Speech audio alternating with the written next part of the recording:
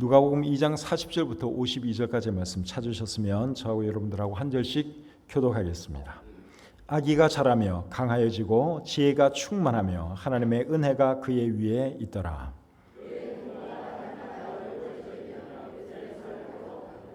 예수께서 12살 되었을 때에 그들이 이 절기의 관례를 따라 올라갔다가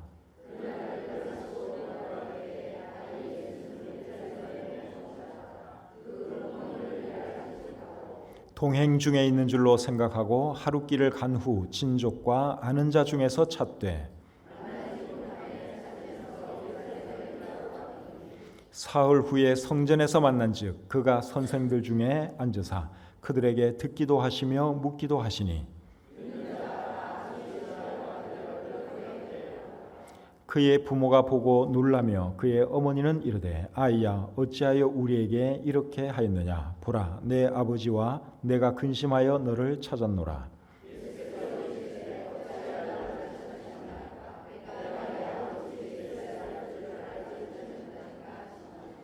그 부모가 그가 하신 말씀을 깨닫지 못하더라.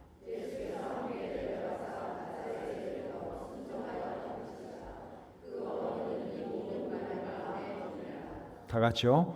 예수는 지혜와 키가 자라가며 하나님과 사람에게 더욱 사랑스러워 가시더라. 아멘. 하나님, 오늘도 저희들에게 귀한 예배의 자리를 마련해 주시고 또 이곳에 저희들 있게 해 주시니 참 감사합니다. 무척 더운 여름 날씨인데 또 우리들 건강 지켜주셔서 오늘도 건강한 모습으로 여기에 나오고 계신 것 참 감사합니다. 이 시간 예배 드리기 원하지만 건강해지지 못한 분들도 많이 계시는데 어디에 있든지 하나님 함께 해주시고 또 건강 허락해 주셔서 다음 시간에는 더 많은 분들이 이 자리에 함께 모여 우리 주님을 예배하게 해 주시옵소서. 휴가 떠난 분들도 많이 계십니다. 하나님께서 오고 가는 길 늘 안전하게 지켜주시고 또 잘 또 쉬고 재충전해서 또 더 열심히 주님의 사역 감당하는 우리 모든 지체들 되게 해 주시옵소서. 부족한 종이 말씀을 전할 때 함께 해주시고 오늘 이 말씀이 우리에게 큰 도움이 되게 해 주시옵소서. 감사드리며 예수님의 이름으로 기도드립니다. 아멘. 자리에 앉겠습니다. 성경의 주제는 구원이고 성경의 주인공은 예수님입니다. 성경은 사람이 죄인인 것과 사람은 예수님의 십자가 공로를 통해서만이 구원받을 수 있다 하는 것이 성경의 가르침입니다. 그래서 성경의 주제는 구원이고 성경의 주인공은 예수님이라고 말하는 거죠. 요한복음 5장 39절에서 예수님이 이런 말씀을 하셨습니다. 너희가 성경에서 영생을 얻는 줄 생각하고 성경을 연구하거니와 이 성경이 곧 내게 대하여 증언하는 것이니라. 성경이 예수님 자신에 대해서 증언하는 것이라고 말씀하고 있습니다. 여기 성경은 구약 성경을 말하는 거예요. 예수님께서 이 말씀하실 때는 신약 성경이 없었습니다. 그래서 구약 성경에 대해서 말씀을 하시면서 구약 성경이 내게 대하여 증언하고 있다 그렇게 말씀을 하셨죠. 그리고 성경을 통해서 영생을 얻는다 하는 말씀도 하고 계십니다. 또 골로새서 2장 16절과 17절에서는 이렇게 기록되어 있습니다. 그러므로 먹고 마시는 것과 절기나 초하루나 안식일을 이유로 누구든지 너희를 비판하지 못하게 하라. 이것들은 장래일의 그림자이나 몸은 그리스도의 것이니라. 구약 성경에 보시면 절기에 대한 말씀, 제사에 대한 말씀 많이 나오죠. 근데 그 모든 것도 사실은 다 예수님에 대한 것이다라고 여기에 기록되어 있습니다. 그래서 구약 성경에는 예수님 이름이 안 나오지만 모든 사건, 모든 말씀들이 사실은 다 예수님을 향해 있는 것입니다. 그래서 신구약 할 것 없이 이 모든 성경의 주인공이 누구시냐? 예수 그리스도라는 거죠. 구약 성경은 오실 예수님에 대한 말씀이고 신약 성경은 오신 예수님 그리고 다시 오실 예수님에 대한 말씀입니다. 예수님은 30세쯤 되었을 때 사역을 시작했습니다. 누가복음 3장 23절에 그렇게 기록이 되어 있습니다. 그리고 예수님이 사역을 하신 기간은 3년 반 정도입니다. 예수님께서 3년 반 사역하셨다 하는 말씀은 신약 성경에 안 나옵니다. 그런데 어떻게 하시느냐? 학자들이 성경을 잘 살펴보니까 예수님께서 그 한 몇 번의 유월절을 거쳤느냐? 몇 번의 유월절이 예수님 그 사역할 기간에 나오느냐 그거 계산을 해보니까 예수님께서 한 3년 반 정도 이 땅에서 사역하셨다 하는 것을 알아냈죠. 그래서 예수님에 대한 말씀은 이제 사복음서에 잘 기록이 되어 있는데, 사복음서에는 예수님의 탄생에 대한 말씀도 있고 또 예수님께서 하신 말씀, 예수님께서 행하신 기적, 이런 여러 가지 것들에 대해서 기록이 되어 있습니다. 그리고 예수님께서 고난당하시고 십자가에 달려 돌아가신 그 사건에 대해서도 상세하게 나와 있습니다. 그런데 예수님의 어린 시절에 대해서는 성경에 거의 기록되어 있지 않습니다. 예수님의 어린 시절에 대해서 유일하게 기록된 말씀이 사실은 오늘 우리가 본문으로 읽은 누가복음 2장 40절부터 52절까지의 말씀입니다. 누가복음을 기록하신 분은 누가죠. 누가의 원래 직업은 의사였습니다. 의사다 보니까 사람의 발달 과정에 대해서 다른 사람들보다 관심이 더 많았겠지요. 그러다 보니까 다른 사람이 기록하지 아니한 예수님의 어린 시절에 대해서 누가는 기록을 하고 있는 것이죠. 여러분, 예수님의 어린 시절은 어땠을까요? 예수님께서 어렸을 때도 막 기적을 행하고 그렇게 하셨을까요? 그렇게 생각하는 사람도 있습니다. 외경에 보시면 또 예수님의 어린 시절에 뭐 이상한 기적 행한 거, 그런 기록이 외경에는 나옵니다. 그런데 사실 예수님께서 어린 시절에는 기적 같은 거 안 행하셨습니다. 어떻게 알 수 있는가 하면 요한복음 2장 11절에 보면 가나에서 물을 포도주로 변화시킨 그 기적이 예수님께서 행하신 첫 번째 기적이라고 말씀을 하고 있거든요. 그러니까 그 전에는 예수님께서 어떤 기적도 행하지 않았다는 것을 알 수 있죠. 그러니까 어떤 사람들이 생각하는 것처럼 예수님께서 어렸을 때 막 이상한 놀라운 일을 행했다, 그거는 사람들이 그냥 상상한 것이고, 성경을 근거로 이야기할 것 같으면 예수님께서 어린 시절에는 그런 거 안 행하셨습니다. 그러니까 저나 여러분들의 어린 시절 비슷했다고 보시면 됩니다. 넘어져서 다치기도 하고, 또 아프면 울기도 하고, 부모님이 심부름 시키면 심부름도 하고, 그런 어린 시절을 우리 예수님이 보내셨죠. 오늘 이 본문을 통해서 예수님의 어린 시절에 대해서 성경은 무엇을 말씀하고 있는지 함께 살펴보면서 은혜 받기를 원합니다. 먼저 40절 말씀을 우리 다시 한번 같이 읽어보겠습니다. 자, 40절입니다. 시작. 아기가 자라며 강하여지고 지혜가 충만하며 하나님의 은혜가 그의 위에 있더라. 자, 여기 보니까 아기가 자라며, 예수님이 자라며 어떻게 됐다 그랬어요? 강하여졌다고 말씀하고 있죠. 예수님께서 어릴 때 건강하게 잘 자랐다, 그 말이에요. 그 다음에 두 번째는 지혜가 충만했다라고 말씀하고 있습니다. 사람은 몸도 건강해야 되지만 정신도 건강해야 하고 마음도 건강해야 합니다. 그리고 지혜로워야 하지요. 그런데 예수님이 그랬다는 것입니다. 정말 지혜롭게 잘 성장했다 하는 것이 오늘 이 본문이 우리에게 말해주는 내용이에요. 그리고 하나님의 은혜가 그의 위에 있었다, 그렇게 말씀을 하고 있습니다. 사람이 자라가면서 그리고 살아가면서 제일 필요한 게 뭔 줄 아십니까? 생각에 따라서 다르게 말할 수 있지만 사람에게 제일 필요한 것은 하나님의 은혜입니다. 아무리 건강해도, 아무리 지혜로워도, 아무리 권세가 있고, 아무리 돈이 많아도 여러분, 하나님의 은혜가 그의 위에 없다면 그 인생은 불행한 인생입니다. 맞죠? 그래서 사람에게 가장 필요한 게 뭐냐? 하나님의 은혜입니다. 우리가 지금 건강하게 살아가는 거, 이거 다 하나님의 은혜입니다. 우리가 어떤 물질적인 풍요를 누리고 살아가는 거, 이것도 하나님의 은혜고요. 우리가 구원받은 거, 이것도 하나님의 은혜고요. 그래서 사람에게 제일 필요한 것을 딱 하나만 말하라고 할 것 같으면 그것은 하나님의 은혜입니다. 그래서 사도 바울 같은 분은 인사를 할 때 주로 했던 인사가 하나님의 은혜와 평강이 너에게 있기를 원한다 하는 인사였죠. 그러니까 사도 바울은 하나님의 은혜, 평강, 이것이 얼마나 사람에게 필요한지 너무너무 잘 알았어요. 그래서 사람들 만날 때마다 늘 한 인사가 하나님의 은혜와 평강을 기원합니다. 하나님의 은혜와 평강을 빕니다 하는 것이, 그것이 그의 인사였습니다. 여러분, 하나님의 은혜가 그의 위에 있다 하는 이 말의 의미가 뭘까요? 하나님께서 그를 인도해 주신다. 하나님께서 그를 보호해 주신다. 하나님께서 그를 도와주신다. 하나님께서 그를 사랑해 주신다.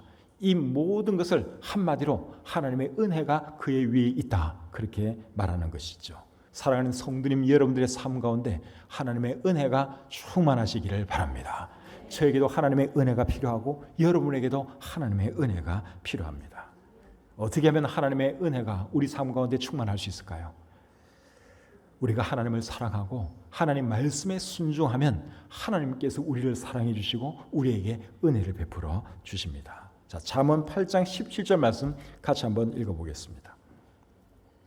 잠언 8장 17절입니다. 시작.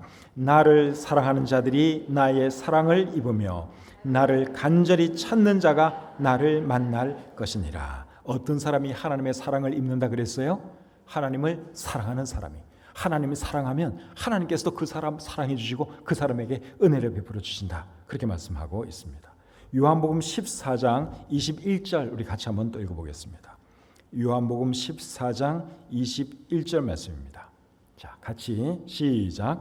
나의 계명을 지키는 자, 나를 사랑하는 자니 나를 사랑하는 자는 내 아버지께 사랑을 받을 것이요 나도 그를 사랑하여 그에게 나를 나타내리라. 자, 이번에는 어떤 사람을 하나님께서 사랑해 주신다 그랬습니까? 나의 계명을 지키는 자. 하나님 계명 지키는 사람을 하나님 사랑해 주시겠다고 여기 말씀하고 있습니다. 그래서 우리가 정말 하나님의 은혜를 입는 사람이 되기 원한다면 우리가 먼저 하나님을 사랑해야 하고 그리고 하나님의 말씀에 순종해야 하는 것이죠. 그런 삶 살아서 하나님의 은혜가 항상 우리들 삶 가운데 충만할 수 있기를 원합니다.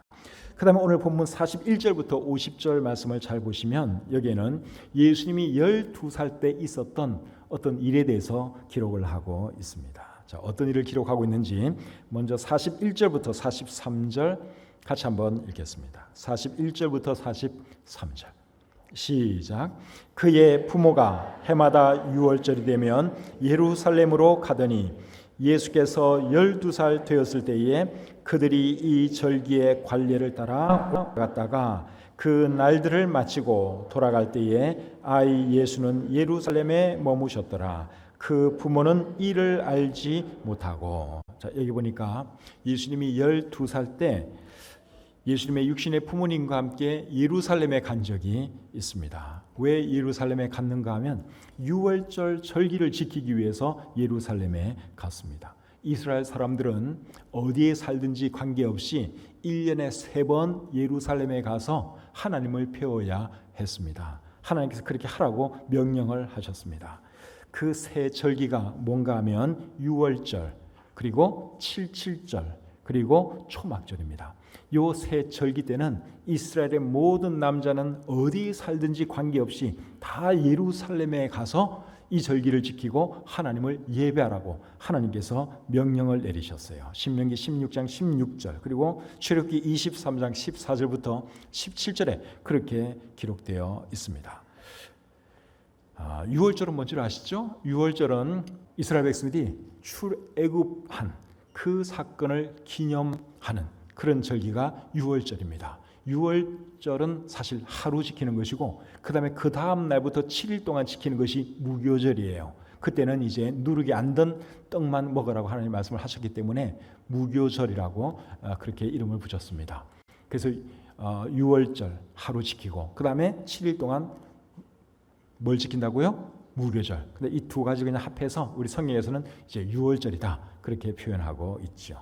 그리고 77절은 뭔가 하면 맥추절이라고도 합니다. 밀수확을 감사해서 하나님께 이제 또 절기를 지키는 것입니다. 근데 신약 성경에서는 이 77절이 이제 오순절로 이름이 바뀝니다. 오순절날 성령이 유대인들에게 임했죠. 그리고 초막절이라고 하는 것은 수장절이라고도 하기도 하는데 이 초막절은 뭔가 하면은 이스라엘 백성들이 40년 동안 광야 생활할 때 초막에서 생활을 했죠.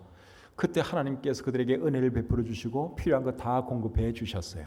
그래서 그때를 기억하고 기념하기 위해서 하나님께서는 7일 동안 초막에서 이제 지내면서 절기를 지키라고 말씀을 하셨습니다. 그 절기가 초막절이에요. 그래서 이 세 가지 절기 때는 이스라엘 남자들은 다 무조건 예루살렘으로 와야 됩니다. 그런데 1년에 3번 예루살렘에 온다고 하는 것이 쉽지가 않겠죠. 그래서 많은 이스라엘 사람들은 1년에 3번은 못 오고 이제 한 번 오는 사람들도 굉장히 많았습니다. 근데 한 번 올 때는 이 3번 중에서, 이 3절기 중에서 어느 절기 때 많이 왔는가 하면 6월절 때 많이 왔습니다. 왜 6월절 때 많이 왔는가 하면 6월절이 이 3가지 절기 중에서 제일 큰 절기이기 때문에 그렇습니다. 그래서 예수님도 오늘 이 본문에서 이제 부모님을 따라 6월절 절기 지키기 위해서 나사렛에서 예루살렘으로 온 거죠. 그러니까 예수님은 부모님 따라서 온 것입니다. 유대인들은 13살이 되면 성인식을 합니다. 오늘날에도 13살 되면 유대인 남자들이 성인식을 하는데 성인식 준비는 1년 전부터 합니다. 그러니까 예수님도 지금 12살인데 본문에서 13살 되면 성인식을 해야 돼요. 그리고 성인식을 준비를 언제부터 하느냐? 1년 전, 12살 때부터 하죠. 그래서 이제 성인식을 바라보면서 6월절 절기를 이제 한번 지키기 위해서 아직까지는 의무적으로 올 나이는 아니에요. 예수님은. 그러나 부모님 따라서 이제 예루살렘을 찾게 된 것이죠. 그런데 모든 행사를 마치고 돌아갈 때 어떤 일이 있었는가 하면 예수님은 예루살렘에 혼자 남고 예수님의 부모님만 예루살렘을 떠나서 고향으로 돌아가는 그런 일이 일어났습니다. 그리고 예수님의 부모님은 하룻길을 가고 나서 그제서야 아들이 없다는 사실을 발견했습니다. 44절 45절 한번 보겠습니다. 자, 44절 45절 시작. 동행 중에 있는 줄로 생각하고 하룻길을 간 후 친족과 아는 자 중에서 찾되 만나지 못하매 찾으면서 예루살렘에 돌아갔더니 하룻길 가고 나서 이렇게 보니까 아들이 없는 거예요. 있어야 할 예수님이 보이지를 않는 것입니다. 요셉과 마리아가 여러분 얼마나 참 놀랬겠습니까? 저도 어릴 때 우리 아들을 잠깐이지만 한 몇십 분 잃어버린 경험이 있습니다. 놀이공원에 갔다가 아이가 순식간에 없어진 거예요. 굉장히 놀랐습니다. 그 몇십 분이 몇십 년 같았습니다. 막 그냥 정신이 없고 도대체 어디가 정신없이 찾다가 찾기는 찾았는데 우리 아들이 이제 엄마 아빠 따라오다가 순간적으로 놓친 거죠. 그러니까 지도 당황해가지고 엄마 아빠를 찾겠다는 마음으로 막 돌아다니기 시작한 거예요. 그래서 그 다음부터는 우리 아들에게 어떻게 교육시켰는가 하면 어디 가서 엄마 아빠가 안 보이면 그냥 무조건 그 자리에 가만히 있어라. 절대로 다른 데 가지 마라. 그렇게 교육을 시켰습니다. 여러분도 그렇게 교육시키면 괜찮을 것 같아요. 근데 아이들이 엄마 아빠를 잃어버리면 자기도 당황하는 거거든요. 막 찾기 위해서 막 돌아다닙니다. 그러다 보면 이제 엄마는 엄마대로 찾기 위해서 돌아다니고 또 자식은 자식대로 부모 찾기 위해서 막 돌아다니고 그러면 이제 점점 더 멀어지고 찾기가 어려워지는 것이죠. 그래서 이 요셉과 마리아가 굉장히 당황을 했죠. 그리고 어떻게 아들이 없어졌는데 하룻길 가고 나서 그 사실을 발견할 수가 있느냐? 그게 여러분들이 조금 이해가 안 갈 텐데 그게 왜 그런가 하면 그 당시 이스라엘 사람들은 이제 예루살렘에 오갈 때 그 이제 며칠 걸려서 가잖아요. 그러면은 남자는 남자들끼리 교제하면서 가고 여자는 여자들끼리 교제를 하면서 가기 때문에 이제 이런 현상이 나타난 거예요. 그러니까 마리아는 아들 예수가 요셉이 아마 데리고 있다고 생각을 했을 거예요. 그리고 요셉은 아들 마리아를 누가 데리고 있다고 생각한 거예요? 마리아가 데리고 있다고 생각을 한 거예요. 서로 그냥 남편이 데리고 있겠지, 아내가 데리고 있겠지. 그러면서 하룻길을 간 거예요. 근데 이제 목적지에서 딱 만나 보니까 두 사람 다 아들을 안 데리고 있었던 것이죠. 그래서 요셉과 마리아가 어떻게 하는가 하면 다시 예루살렘으로 돌아갑니다.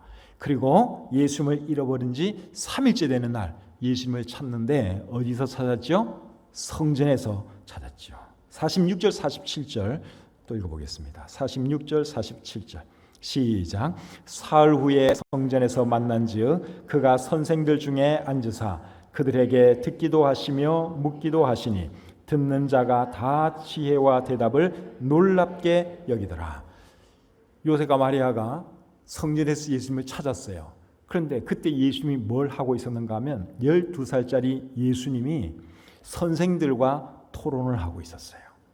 유대인들 학습법은 하브루타라 그래가지고 대화하고 그 질문하고 답변하는 식으로 이루어집니다.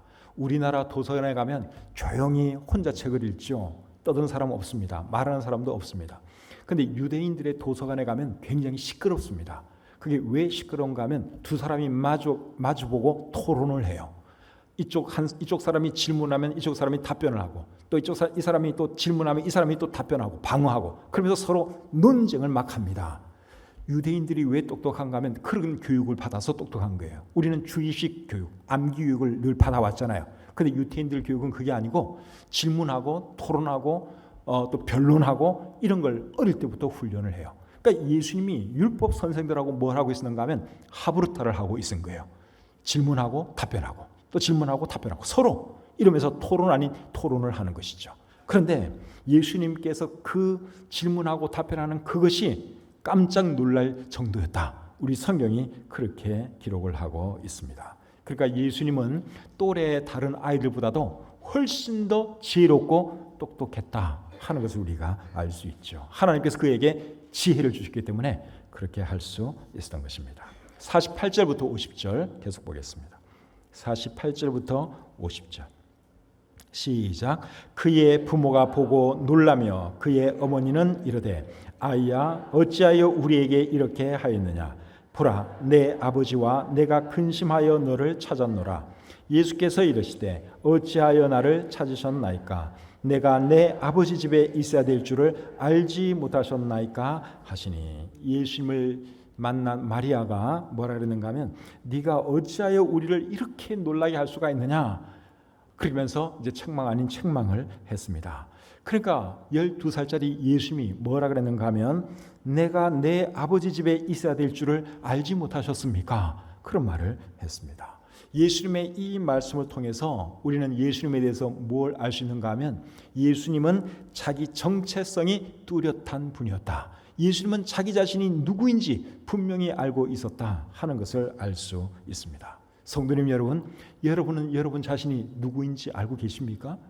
사람은 자기가 누구인지 그걸 분명히 알아야 돼요. 우리 자녀들에게도 확실한 자기 정체성을 갖도록 가르쳐야 합니다. 자기가 누구인지 확실하게 알지 못하면 사람이 굉장히 혼란해집니다. 혼란스러워집니다.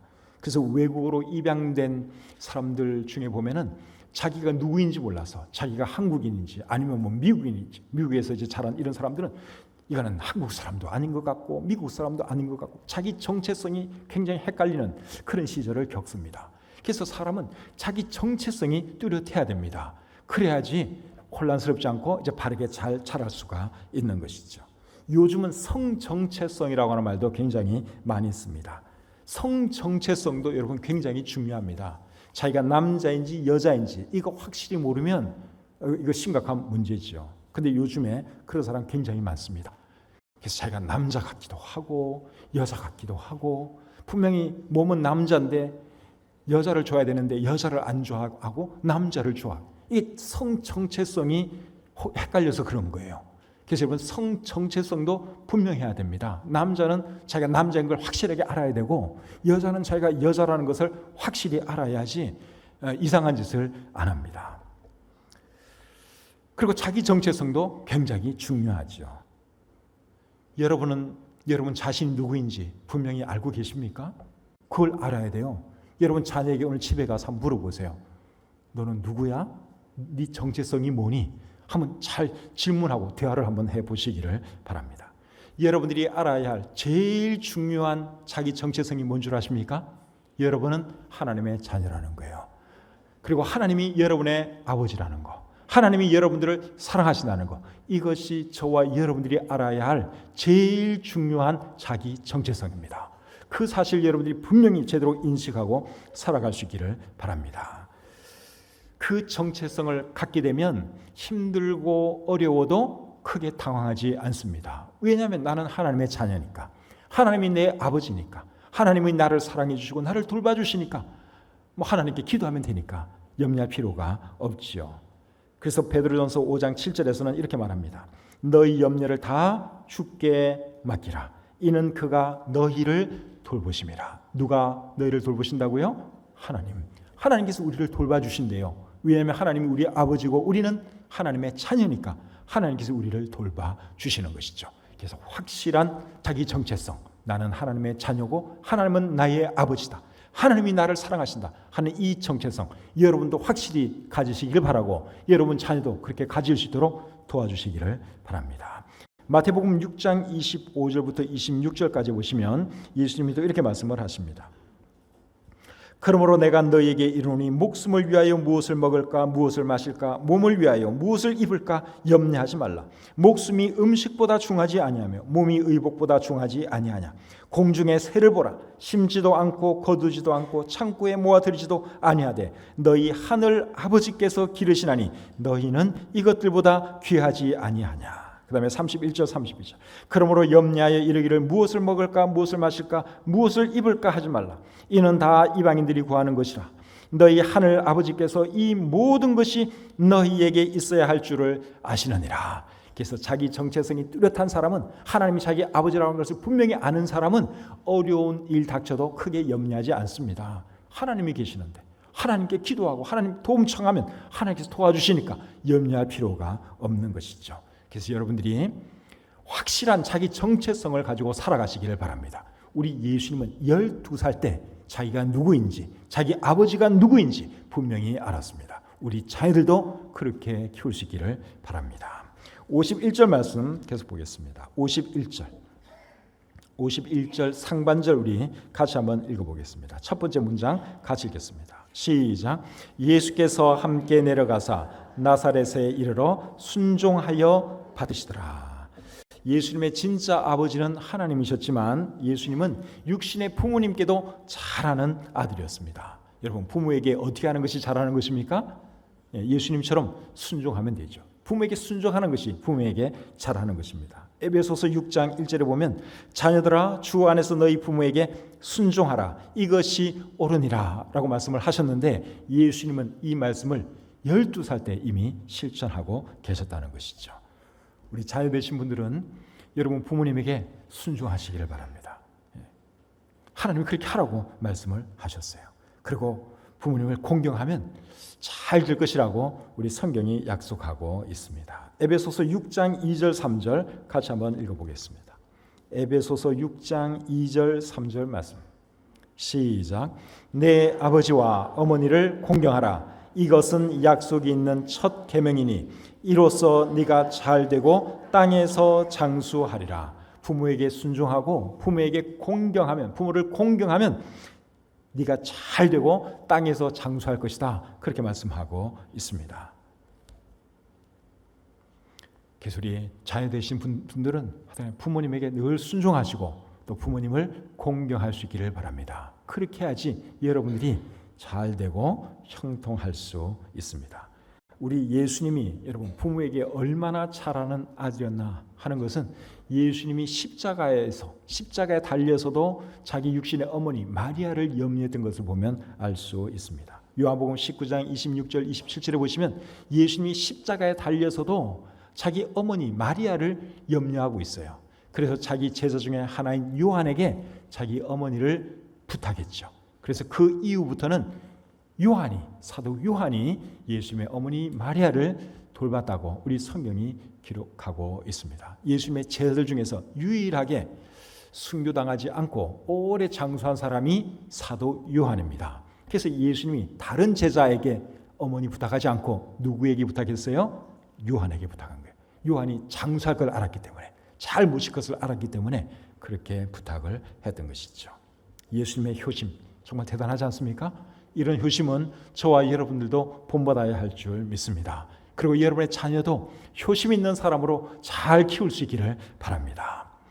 그런데 효심이라고 하는 것은 여러분 절대로 어느 날 갑자기 생기지를 않아요. 그래서 어릴 때부터 가르쳐야 됩니다.